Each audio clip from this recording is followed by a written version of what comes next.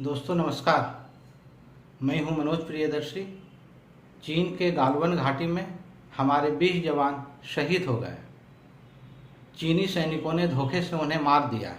मैं अपने उन सभी वीर सपूतों को सादर नमन करता हूं।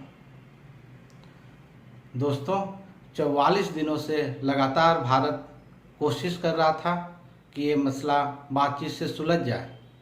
4 मीटिंग भी हुई और जब भारत फिर बातचीत करने के लिए गया तो निहत्थे हमारे जवानों पर चीनी सैनिकों ने कटीले लाठियों, डंडों, पत्थरों से हमला कर दिया। 40 मिनट बाद हमारे जवानों ने भी पलटवार किया और ऐसा पलटवार किया कि चीन को नानी याद दिला दी। उसके 42 से ज़्यादा जवान या तो मारे गए या घायल हुए। हालांकि भारत ने जो इंटरसेप्ट किया है उसके अनुसार चीन के 40 से ज़्यादा जवान मारे गए। दोस्तों, ये वही गालवन घाटी है जहां 1962 की जंग में भी लड़ाई हुई थी, झड़पें हुई थी और हमारे करीब 35 जवान शहीद हुए थे। चीन ने हमारे 20 जवानों को मारकर गुस्ताखी नहीं, गुनाह किया है। उसे समझ लेना चाहिए ये 2020 का भारत है, ये मोदी का भारत है और उसको इस गुनाह की भारी कीमत चुकानी ही होगी। पूरा देश इससे गुस्से में है। लेकिन मैं आपसे एक विशेष अनुरोध करने के लिए आया हूं। सेना को जो करना है उन्हें करने दीजिए। सरकार को जो करना है वो कर रही है और वो करेगी। लेकिन आप क्या कर सकते हैं, मैं ये बताने आया हूं आपको। आप घर बैठे ही चीन को कैसे कमज़ोर कर सकते हैं। इस वीडियो को अंत तक जरूर देखें और आप इस वीडियो में बताई गई चीज़ों का पालन करें। यकीन मानिए इसका ज़बरदस्त असर होगा और इतना असर होगा कि भारत बिना युद्ध लड़े ही चीन को बुरी तरह सबक सिखा सकेगा। दोस्तों, चीन का आधार वहाँ की अर्थव्यवस्था है। उसकी आय का सबसे बड़ा स्रोत अंतर्राष्ट्रीय व्यापार है। उसकी जीडीपी का करीब 40% उसके सामानों को निर्यात करने से आता है। ऐसे में हम क्या कर सकते हैं? हम बहुत कुछ कर सकते हैं। हम चीन के सामानों का बायकॉट करें। अब आप बोलेंगे कि तो ये बायकॉट तो हर बार की बात हो गई। जब भी कुछ होता है लोग चीनी बायकॉट करने लग जाते हैं। लेकिन आप जानते नहीं इसका बड़ा असर हो रहा है। इसका क्या असर हो रहा है? तो इसका ये असर हो रहा है कि 2019 में चीन से हमारा व्यापार $3 अरब कम हो गया। सरकार पर भी इसका दबाव बना है। कैसे बना है? तो सरकार ने अपने FDI नियमों में बदलाव किया है।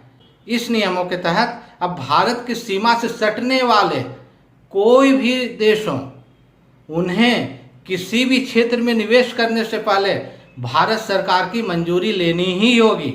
पहले डिफेंस, फार्मा, इंश्योरेंस इस तरह के कुछ सेक्टर थे जिसमें उन्हें मंजूरी लेनी पड़ती थी, लेकिन बाकी सेक्टरों में इस तरह की पूरी छूट थी। भारत के FDI नियम बदलने से चीन बौखला भी गया है। तो इसलिए आपको हर बार हमेशा के लिए चीनी सामानों का बायकॉट करना ही होगा। दोस्तों, रक्षाबंधन आने वाला है। ये पर्व हमारा है। इसमें चीनियों का क्या रोल? क्या रक्षाबंधन के लिए चीनी राखी ही जरूरी होता है? ये तो भाई बहनों के प्यार और एहसास का त्यौहार है ना। तो फिर इसमें चीनियों की क्या भूमिका?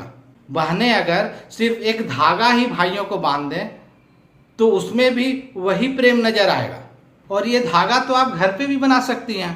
बहनें घर पे भी बना सकती हैं, भाई भी उनका साथ दे सकते हैं। कोई ज़रूरी है क्या कि हम चाइनीज राखी खरीद कर ये पर्व मनाएं? दोस्तों, याद रखिए, युद्ध हमेशा नुकसानदायी होता है और वो हमेशा अंतिम विकल्प होता है। इसलिए सबसे ज़रूरी है कि हम युद्ध से पहले जो जो मुमकिन कोशिशें हो सकती हैं वो हम करने जाएं। रक्षाबंधन ही क्यों, दीपावली भी आएगी।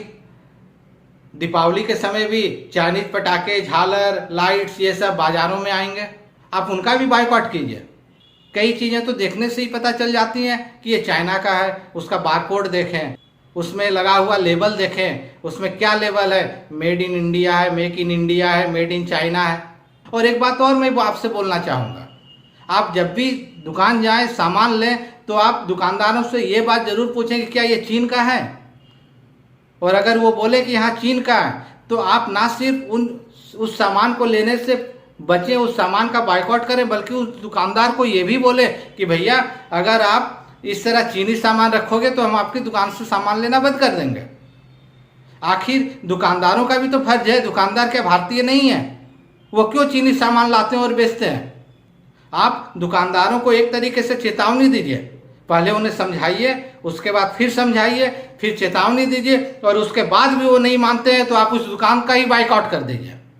आप पैसे से सामान खरीदते हैं, इसलिए कोई ज़रूरी नहीं है कि आप जो चीनी सामान बेचते हैं उन्हीं दुकानदारों से आप सामान लेने के लिए जाएं। और इसकी शुरुआत आप इसी रक्षाबंधन से कीजिए, ताकि ना सिर्फ हम चीन को सबक सिखा सकें बल्कि उन दुकानदारों को भी इसका एहसास करा सकें जो अनजाने में चीनी सामान बेच करके चीन का साथ दे रहे हैं। दोस्तों, आप महसूस कर रहे होंगे कि मैं कितने गुस्से में हूँ इस वक्त। हमारे 20 जवान शहीद हुए हैं, 15 से ज़्यादा लापता बताए जा रहे हैं। क्या जान की कोई कीमत नहीं है? घर बैठे आप क्या इतना भी नहीं कर सकते हैं? क्या हमारे भारतीय दुकानदार इतना भी नहीं कर सकते हैं? सिर्फ सरकार पर उंगली उठाने से कुछ नहीं होगा। हमारा भी फर्ज बनता है, हमारा भी दायित्व है कि हम भी देश के लिए कुछ करें। इसलिए आज से, अभी से हम सब भारतीय प्रण लें कि हर हाल में चीनी सामान का बॉयकॉट करेंगे, चीन की अर्थव्यवस्था की रीढ़ तोड़ेंगे।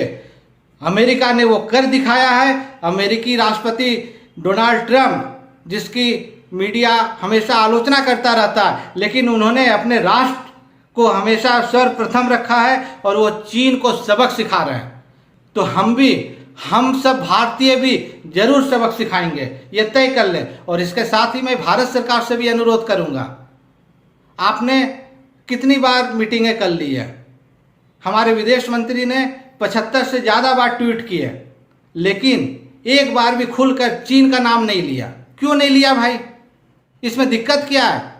क्या हमारे जवान उसी तरह शहीद होते रहेंगे सीमा पर? क्या इसी तरह चीनी सैनिक हमारे जवानों का कत्लेआम करेंगे? सरकार, आप भी खुलकर आइए। क्यों आप चुप हैं? आप खुलकर बोलिए ना, हाँ चीन सामान का बाइकआउट करो। ट्रंप ने आखिर बाइकआउट किया ना, ठीक है, हमारे पास उतनी ताकत नहीं है अमेरिका की तरह, हम उतने समृद्ध नहीं हैं, लेकिन सरकार इतना तो आप कर ही सकते हैं ना देश के लिए। आप भी खुलकर बोलिए बाइकआउट चाइना। क्या दिक्कत है इसमें? क्या यहाँ WTO के नियम कहाँ आड़े आ जाएंगे?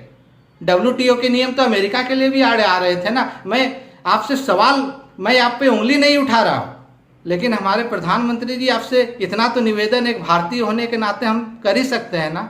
दोस्तों, मैं फिर कहूँगा, ये बहुत नाजुक वक्त है और 56 इंच और 26 इंच करने के बजाय आप हमारी सरकार का साथ दें। आप हमारे प्रधानमंत्री पे भरोसा रखें। उन्होंने पाकिस्तान को कैसा सबक सिखाया हम सब जानते हैं।